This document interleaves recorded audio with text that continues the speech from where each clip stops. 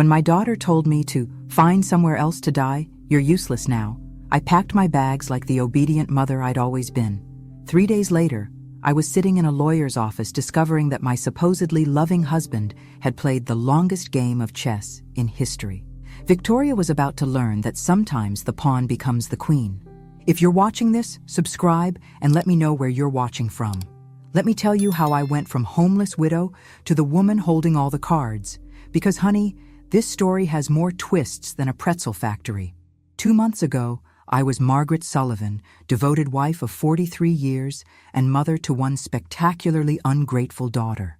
When Robert died of a heart attack at 71, I thought my world was ending. Victoria swooped in during my grief like a vulture in designer clothes, cooing about how difficult this must be for me. "Mom, you can't possibly manage this big house alone," she'd said, her voice dripping with fake concern. The stairs, the maintenance, all those memories. It's not healthy.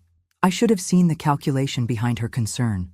Victoria had always been Robert's favorite, his little princess who could do no wrong. When she married that investment banker Kevin and started producing grandchildren, Robert doted on them all. Meanwhile, I was just the woman who cooked and cleaned and kept everything running smoothly. After the funeral, Victoria became increasingly insistent about my situation. She'd bring Kevin over for family dinners where they'd corner me with real estate pamphlets and retirement community brochures. "Mom, these places are wonderful. You'd have people your own age, activities, no responsibilities." What they meant was no inheritance to split, no inconvenient mother to deal with. The final blow came last Tuesday. I'd been living in what Victoria now called our house for 6 weeks since Robert's death, still sleeping in the guest room because I couldn't bear to pack up our bedroom. Victoria arrived unannounced with Kevin and 2 large suitcases. "Mom, we've made a decision. Kevin got the promotion, and we need to move into town immediately. This house is perfect for us." I stared at her, not quite comprehending. "Move in? But this is my home." Victoria's mask slipped for just a moment, revealing the cold calculation underneath. "Actually, Mom, according to Dad's will, I inherited everything. The house, the investments, all of it. I've been letting you stay here out of kindness, but it's time for you to find your own place."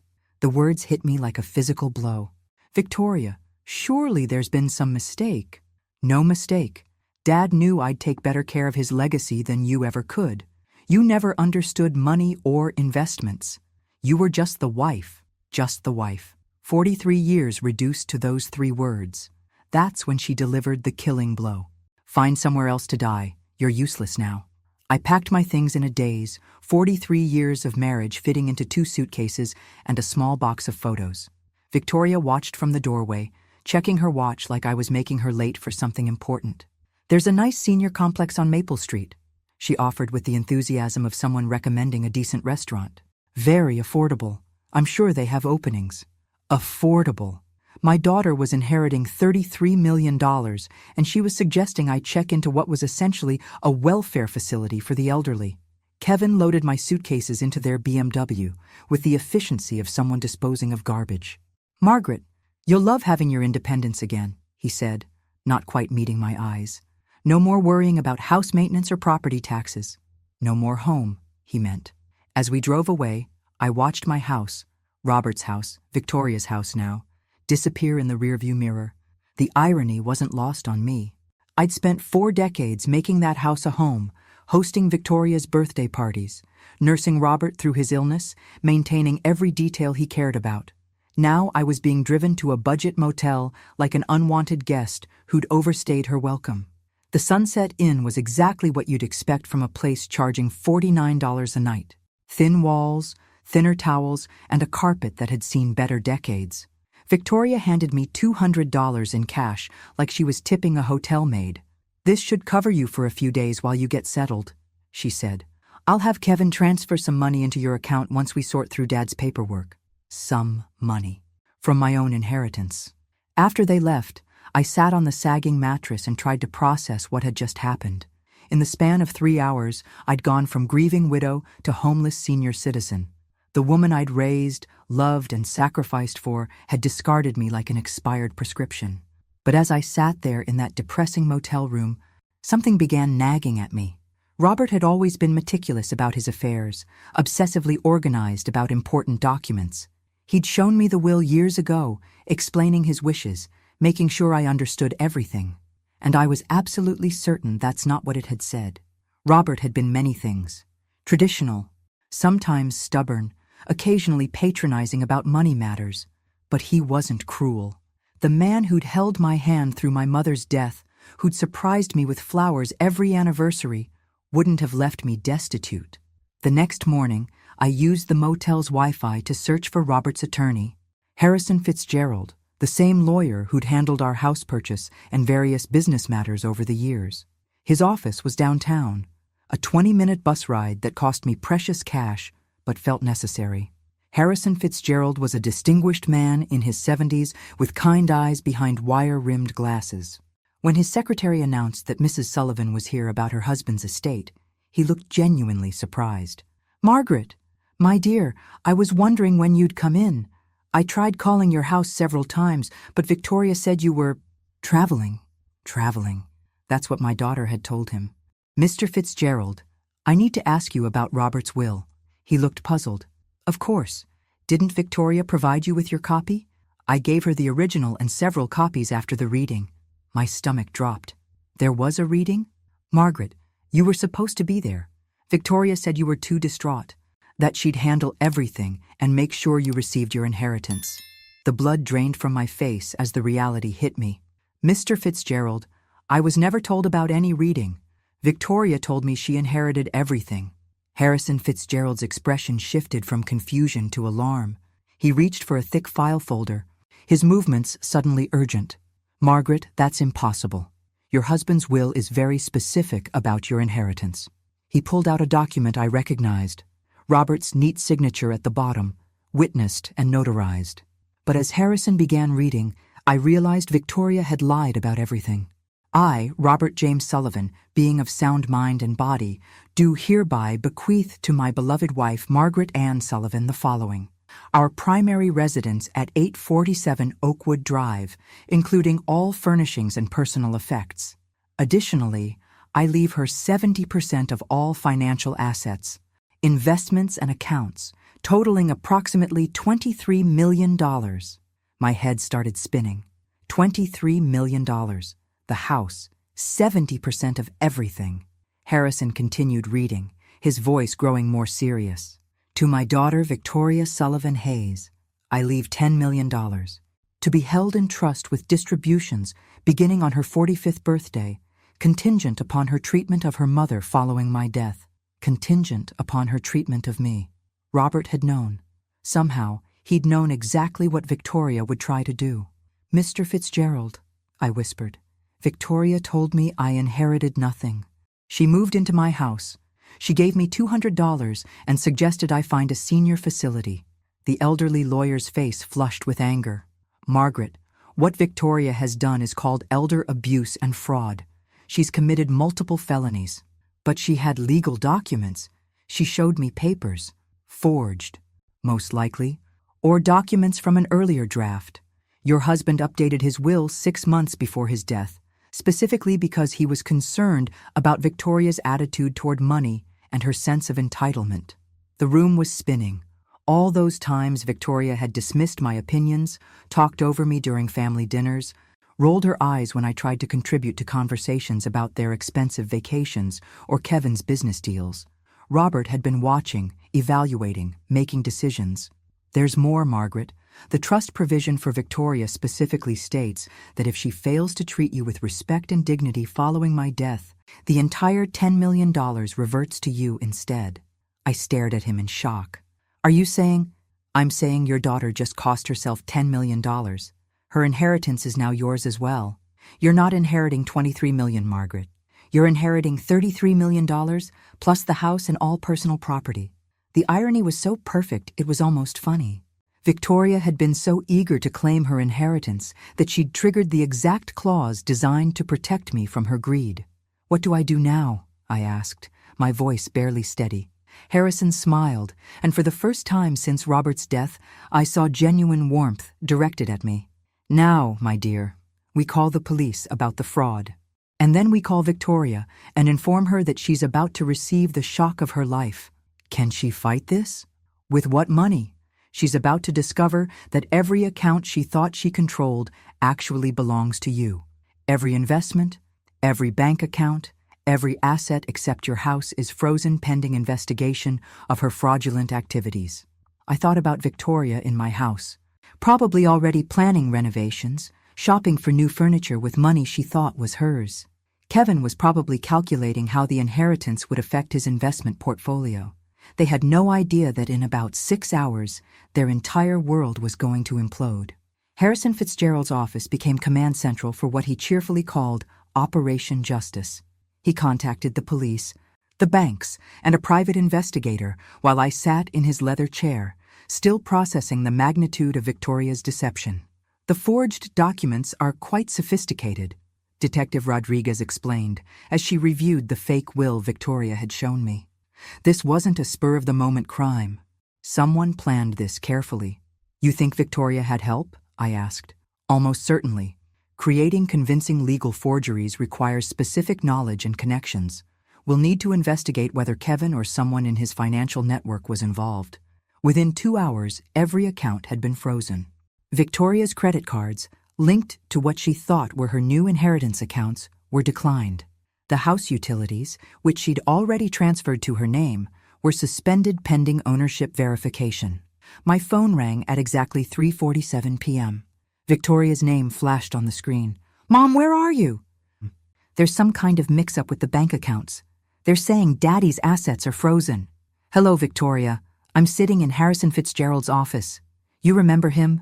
Daddy's attorney, the one who read the real will to an empty room while you told him I was traveling." Silence. Then, "Mom, I don't know what you think you discovered, but I discovered that you're a liar and a thief, sweetheart. I also discovered that your father was much smarter than either of us realized. You don't understand. I was protecting you from the complexity of managing all that money. You've never had to deal with investments or... I understand perfectly. You forged legal documents, committed fraud, and threw your 67-year-old mother out of her own house because you thought I was too stupid to notice." Her voice turned sharp, desperate. "Mom, you're confused. The grief has been overwhelming, and someone is obviously taking advantage of your emotional state." The audacity was breathtaking. Even caught red-handed, Victoria was trying to manipulate me. "Victoria, dear, let me clarify something for you. Not only did you never inherit anything, but your actual inheritance, the $10 million your father left you, is now mine as well, thanks to a lovely clause he included about treating me with dignity and respect." "That's impossible. Detective Rodriguez is sitting right here if you'd like to discuss the impossibility of fraud charges with her." The phone went quiet. I could almost hear Victoria's mind racing, calculating, searching for an angle. "Mom, please, can we meet somewhere and talk about this reasonably? I'm sure we can work something out." "Oh, we'll definitely be meeting soon. At the courthouse, when you're arraigned. You wouldn't dare press charges against your own daughter." Something cold and final crystallized in my chest. "Watch me." I hung up and looked at Harrison, who was beaming with approval. "How long before she's arrested?" "Detective Rodriguez has enough evidence for a warrant. They'll pick her up this evening." "And Kevin?" "His financial records are being subpoenaed. If he participated in creating those documents, he'll face charges too." My phone buzzed with a text from Victoria. "Mom, please don't do this. Think about the grandchildren." I showed the message to Detective Rodriguez, who smiled grimly. "Emotional manipulation. Classic behavior pattern for this type of crime." I typed back, "I'm thinking about them. They deserve to see what happens when you steal from family." 20 minutes later, Kevin called. "Margaret, surely we can resolve this privately. Victoria made some poor decisions, but involving the police seems excessive." "Kevin, did you help her forge those documents?" That's not..." "Margaret, you have to understand the pressure Victoria was under. She was worried about your mental state, your ability to handle large sums of money." "So that's a yes." "It wasn't malicious. She genuinely believed she was protecting you." "By throwing me out of my house and telling me to find somewhere to die?" Kevin was quiet. "Kevin, here's what's going to happen. You're both going to be arrested. You're both going to face federal fraud charges. And I'm going to be sitting in my house, watching it all unfold. Margaret, please, Be reasonable. I was reasonable for 43 years. It didn't work out well for me. The police arrested Victoria at 8:30 p.m. while she was having dinner at Le Bernardin, apparently celebrating her inheritance with Kevin and another couple. According to Detective Rodriguez, she screamed about false arrest and demanded to call her lawyer, who turned out to be Kevin's golf buddy and had no experience with criminal law. Kevin was arrested at his office the next morning. The forensic accountant had traced the forged documents to a printing company Kevin's firm used for creating fraudulent investment prospectuses. Apparently, my son-in-law had quite the criminal resume that Victoria either didn't know about or chose to ignore. I spent my first night back in my house in 43 years, sleeping in the master bedroom. Victoria had already moved her belongings into the space, replacing Robert's careful organization with her chaos of designer clothes and expensive cosmetics. I packed everything into garbage bags and left them on the front porch. Let her collect them when she makes bail. The house felt different now, not because Robert was gone, but because I was finally seeing it as mine.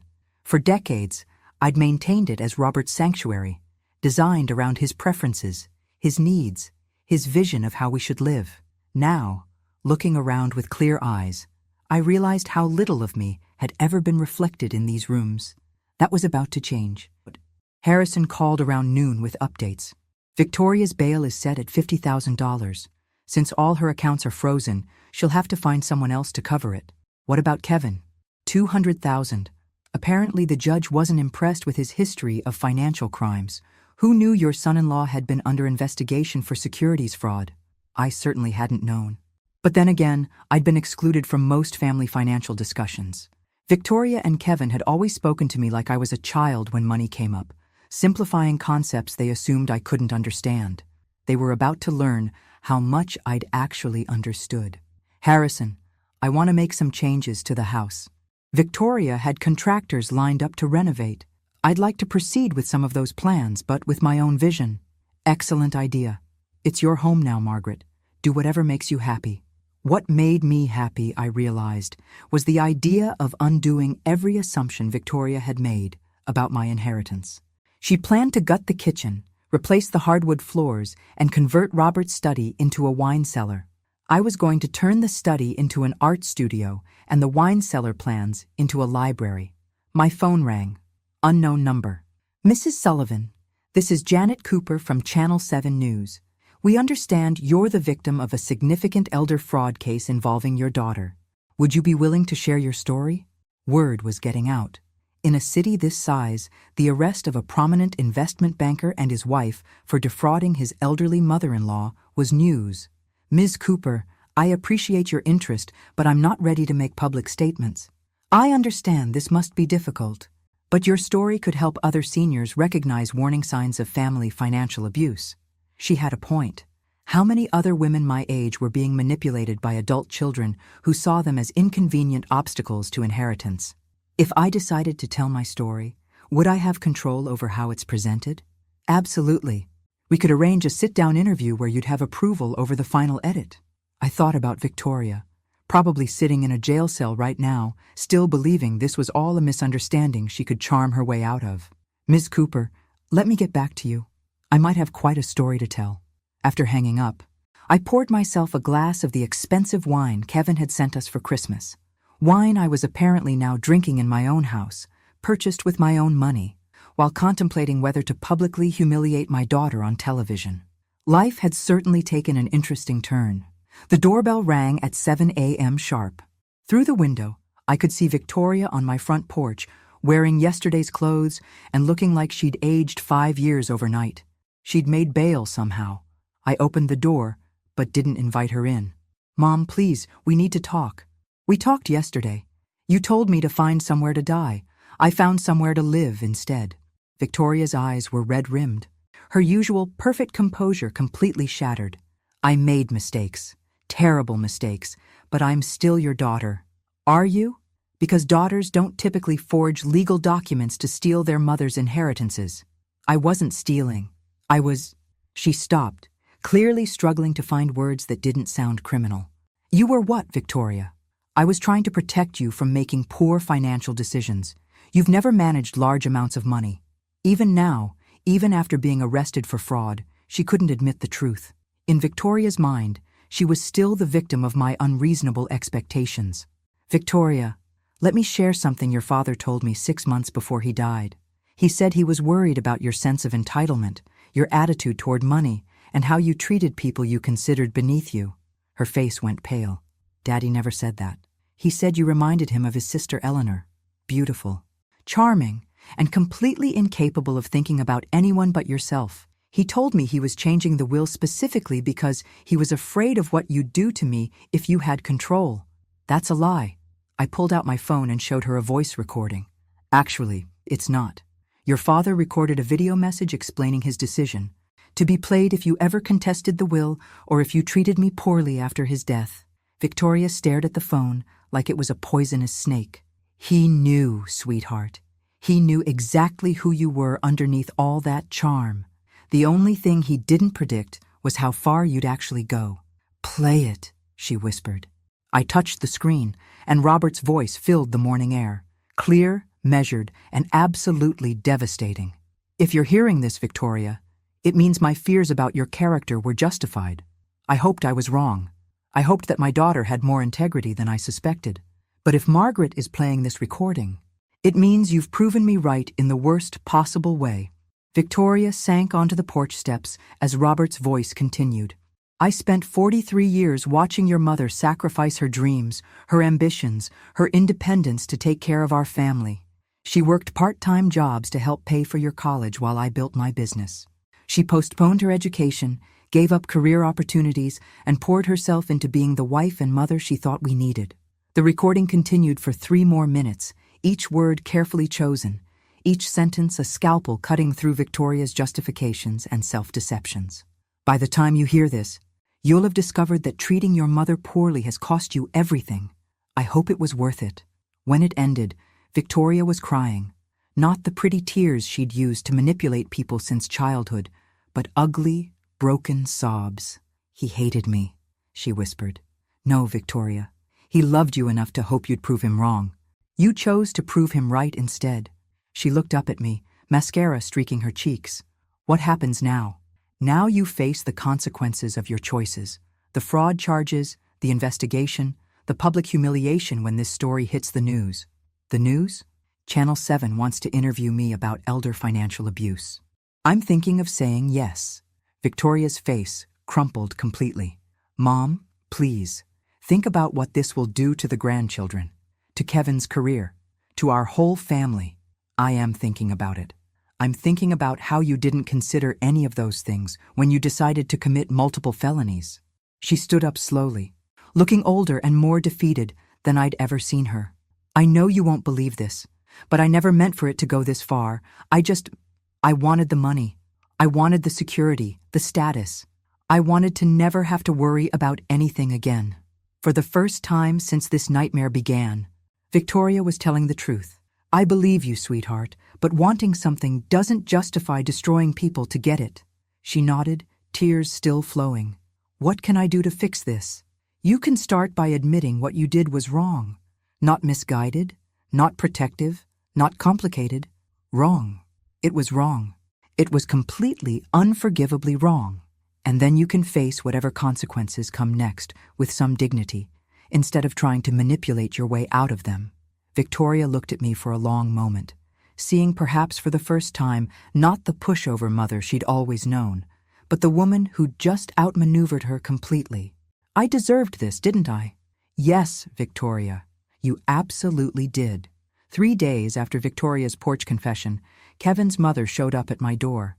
Eleanor Hayes was everything I'd expected, perfectly coiffed, dripping with jewelry, and radiating the kind of entitlement that only comes from 3 generations of inherited wealth. Margaret, we need to discuss this situation rationally.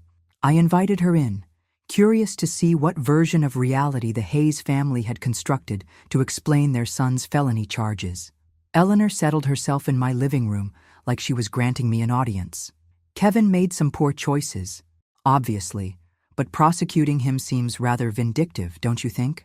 Vindictive? Your son helped steal my inheritance and threw me out of my own house. Kevin was following Victoria's lead. He didn't understand the full situation. The woman was actually trying to blame my daughter for her son's criminal behavior. I had to admire the audacity. Mrs. Hayes, Kevin created forged legal documents. That's not following someone's lead. That's conspiracy to commit fraud. Kevin's lawyer believes we can reach a settlement that benefits everyone. You get your house back, Victoria faces appropriate consequences, and Kevin avoids the publicity of a trial. Appropriate consequences. As if Victoria's crimes were a minor etiquette violation. What kind of settlement? Eleanor smiled, clearly believing she'd found an opening. Kevin's family is prepared to compensate you for your inconvenience. Let's say $2 million in exchange for dropping the charges against Kevin. $2 million. To forgive the man who'd helped steal $33 million from me. Mrs. Hayes, your son participated in a scheme that cost me everything I owned. You think $2 million covers that? Margaret, be realistic. Kevin has a career, children, a reputation to maintain. Sending him to prison serves no one. It serves justice. Eleanor's polished facade cracked slightly. Justice? You're destroying multiple families over money you'd never have known how to manage anyway. There it was. The same condescending attitude that had poisoned my relationship with Victoria. In their world, I was just the help who'd gotten uppity. Mrs. Hayes, I think we're done here. Margaret, please reconsider. $5 million. Final offer. $5 million to let Kevin walk free. The amount was staggering, but the principle was non-negotiable. My answer is no. Eleanor stood, her composure completely restored. Very well, but you should know that Kevin's legal team has found some interesting information about your husband's business practices. It would be unfortunate if that became public during the trial. The threat was clear, but I felt no fear, only curiosity. What kind of information? The kind that might make you reconsider who the real criminal in this situation was. After she left, I called Harrison immediately. Margaret, whatever they think they've found, it doesn't change the facts of Victoria and Kevin's crimes. But could it affect the case? Potentially. If they can muddy the waters enough, create doubt about Robert's character or business practices, it might influence a jury. I thought about Robert, about our marriage, about all the secrets that might be buried in 43 years of shared life. Harrison, I want to know everything about Robert's business, every deal, every partnership, every potential irregularity. Margaret, are you sure? Sometimes the past is better left alone. The Hayes family is threatening to drag Robert's memory through the mud to protect their criminal son. I'd rather know the truth first. That evening, I sat in Robert's study, my study now, and began going through his files systematically. Robert had been meticulously organized, every document dated and categorized. But as I dug deeper into his business records, I began finding things that didn't quite make sense. Payments to shell companies, consulting fees that seemed excessive, partnerships with firms that appeared to exist only on paper.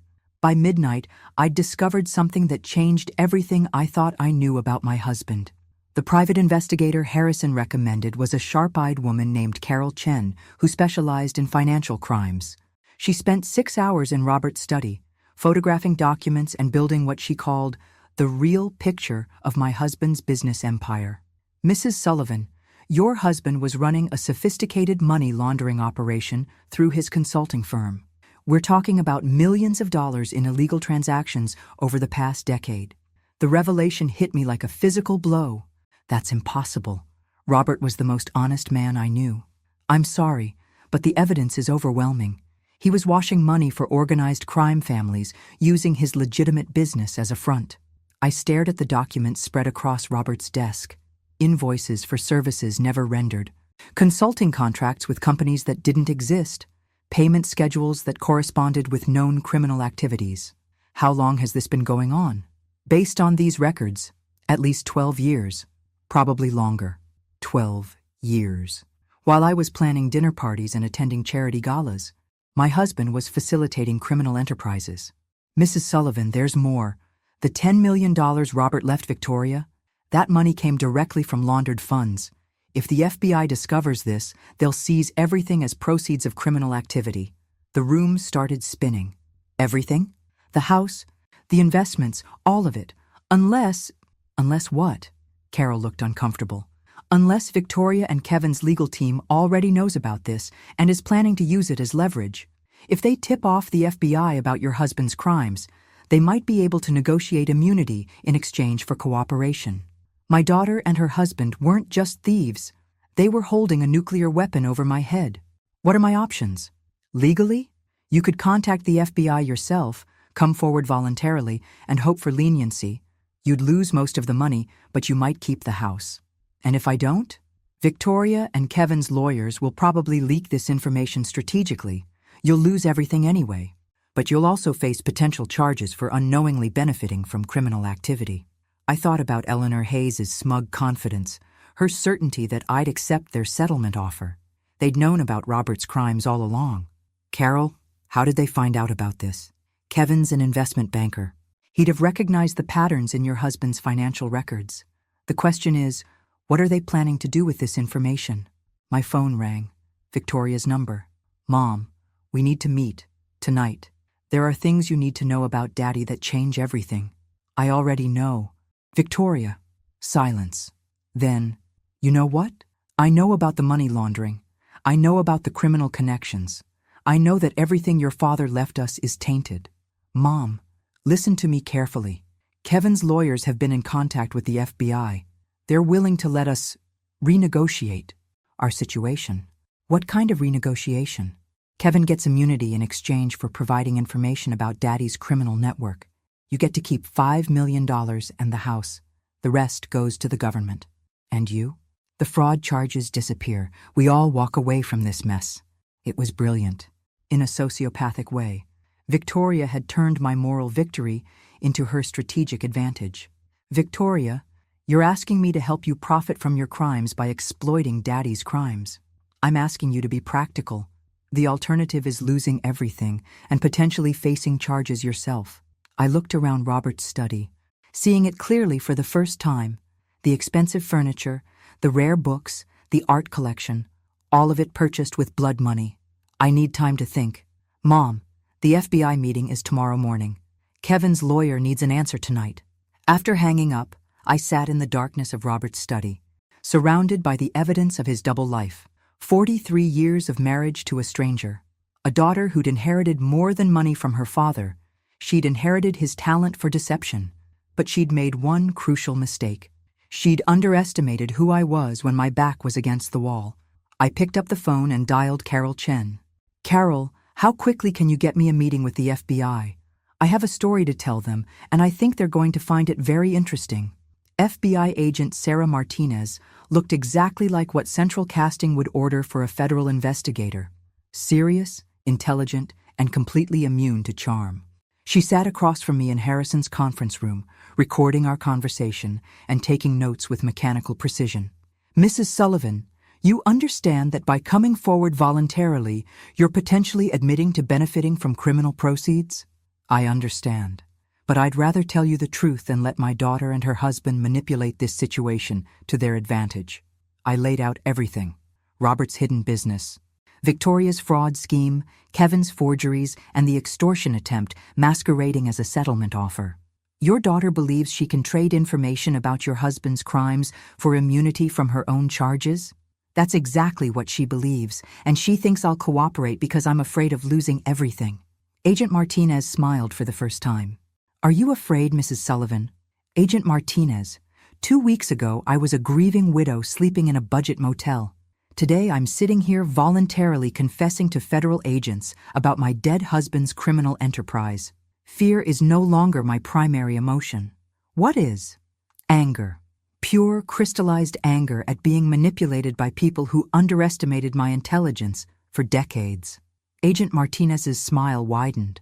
Mrs. Sullivan, would you be willing to wear a wire? 3 hours later, I was sitting in my living room with a recording device taped to my chest, waiting for Victoria and Kevin to arrive for what they thought was a surrender meeting. They knocked at exactly 8 p.m., both dressed like they were attending a business dinner. Kevin carried a briefcase that probably contained immunity agreements and settlement papers. Mom, you look better than you have in weeks, Victoria said, kissing my cheek like nothing had happened.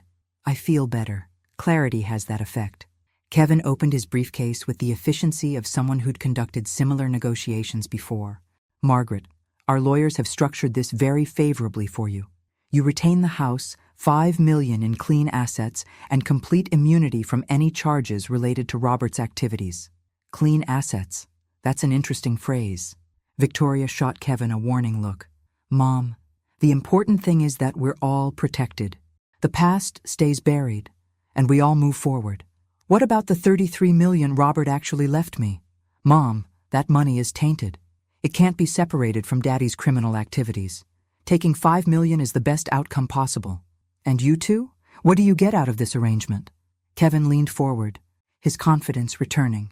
We get to put this unfortunate misunderstanding behind us.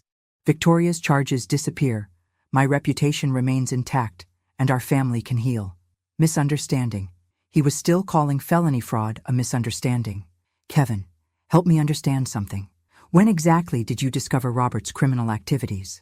What do you mean? Did you know about the money laundering when you married Victoria? Or did you discover it recently when you were planning to steal my inheritance? Kevin and Victoria exchanged glances. Margaret, I don't think that's relevant to our current discussion. Actually, I think it's very relevant. Because if you knew about Robert's crimes and said nothing, that makes you an accessory after the fact. And if you only discovered them while committing your own crimes, that makes you remarkably unlucky.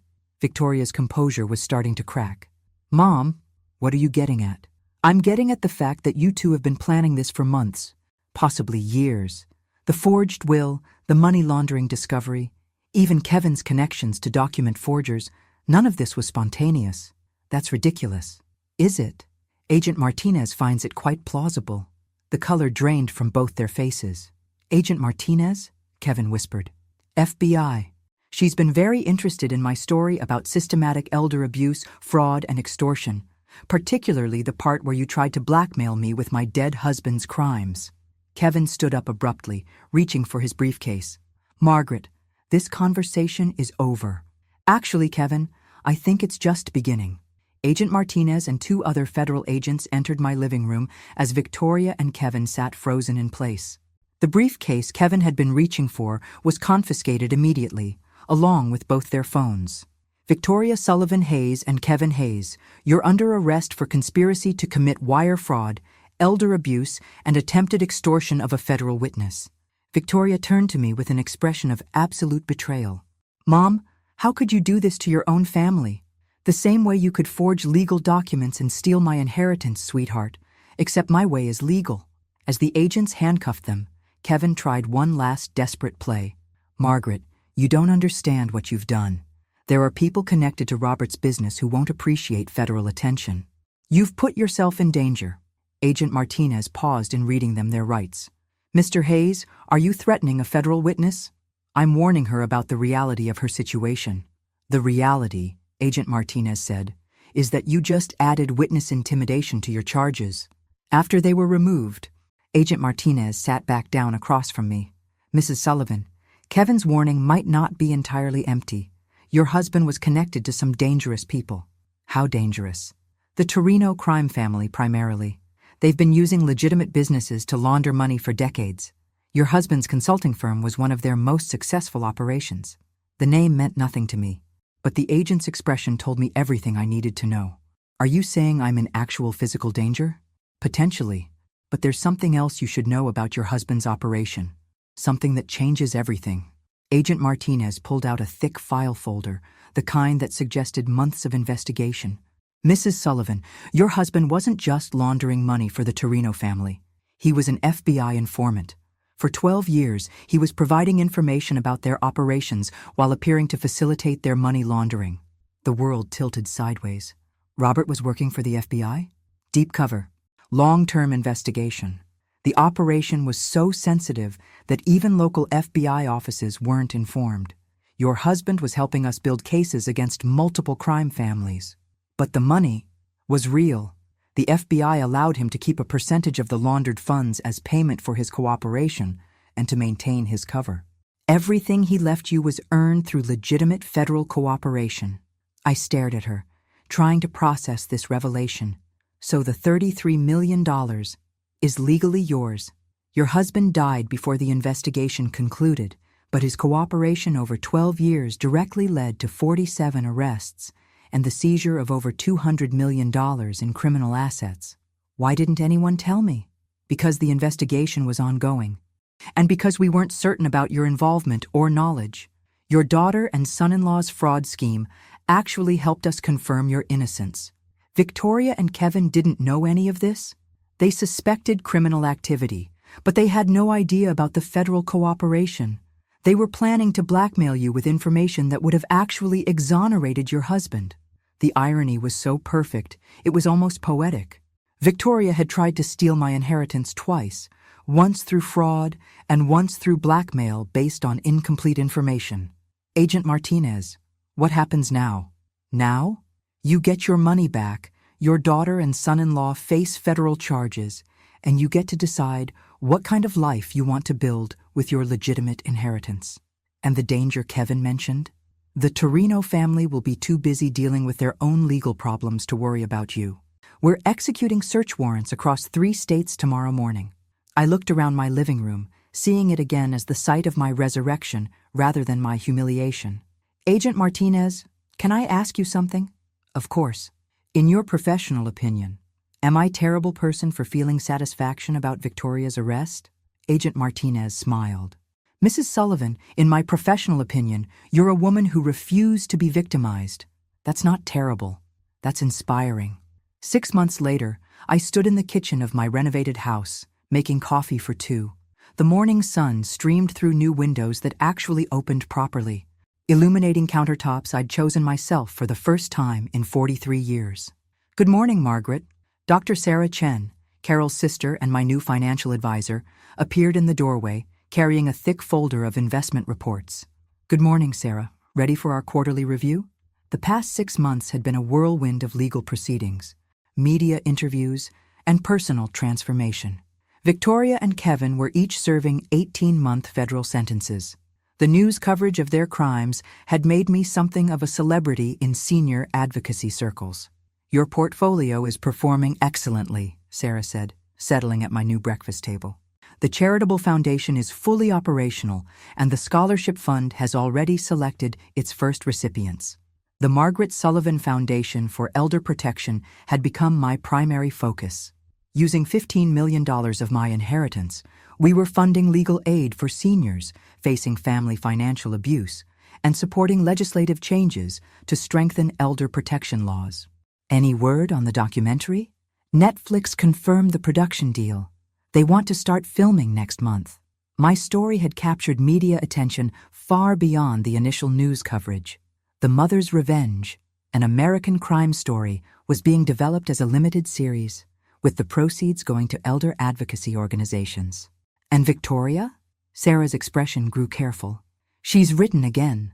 Her lawyer says she wants to apologize and ask for forgiveness. Victoria had written me 17 letters from federal prison. I'd read the first few, which ranged from self-justifying to desperate, before deciding to stop opening them. Some relationships, once broken, can't be repaired with words. Sarah, has my stance on that changed? Not according to our previous conversations, but people do evolve, Margaret. Even people who've made terrible choices. I thought about the woman I'd been 6 months ago, grieving, dependent, willing to accept whatever scraps of dignity my family offered me. That woman might have felt obligated to forgive Victoria, to rebuild a relationship based on guilt and tradition. But that woman was gone. Sarah, schedule a meeting with Victoria's lawyer. Not to reconcile, but to make something clear. What kind of thing? I want Victoria to understand that her actions had consequences beyond legal punishment.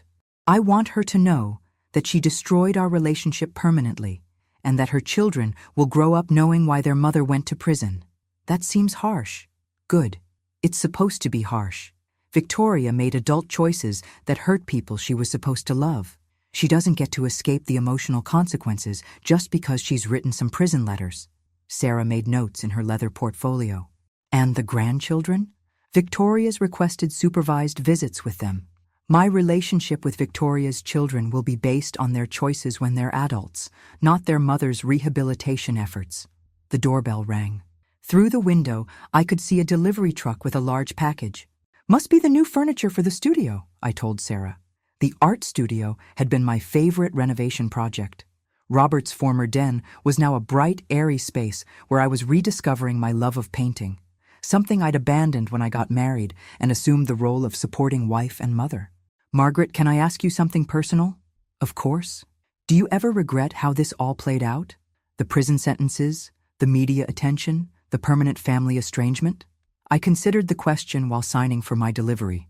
6 months ago, I'd been invisible, a widow with no money, no home, and no prospects. Today, I was a millionaire philanthropist with a foundation, a documentary deal, and a purpose that extended far beyond my own survival. Sarah, my daughter, tried to steal everything I owned and leave me homeless. My son-in-law created forged documents and threatened me with blackmail. They showed me exactly who they were when they thought I was powerless to stop them. But they're still family. No, they're still DNA. Family are the people who protect you when you're vulnerable, not the people who exploit your vulnerability for profit.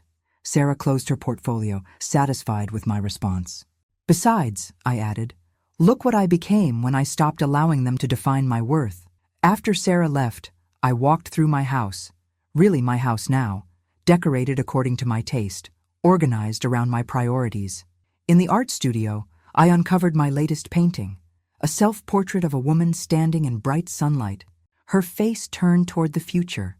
The woman in the painting looked nothing like the grieving widow who'd packed her life into 2 suitcases 6 months ago. This woman looked powerful, independent, unafraid. She looked like someone who'd learned that the best revenge isn't getting even. It's becoming everything your enemies never thought you could be. Outside, the sun was setting behind trees I'd planted myself in soil that belonged to me, on property I'd defended through intelligence and courage, rather than inherited through marriage or birth. Tomorrow, I'd continue building the life I'd chosen, rather than the life others had planned for me. And if Victoria wanted to rebuild a relationship with this woman, she'd better bring a lot more than prison letters and hollow apologies. She'd better bring a complete transformation, one that matched my own. Thanks for listening. Don't forget to subscribe and feel free to share your story in the comments. Your voice matters.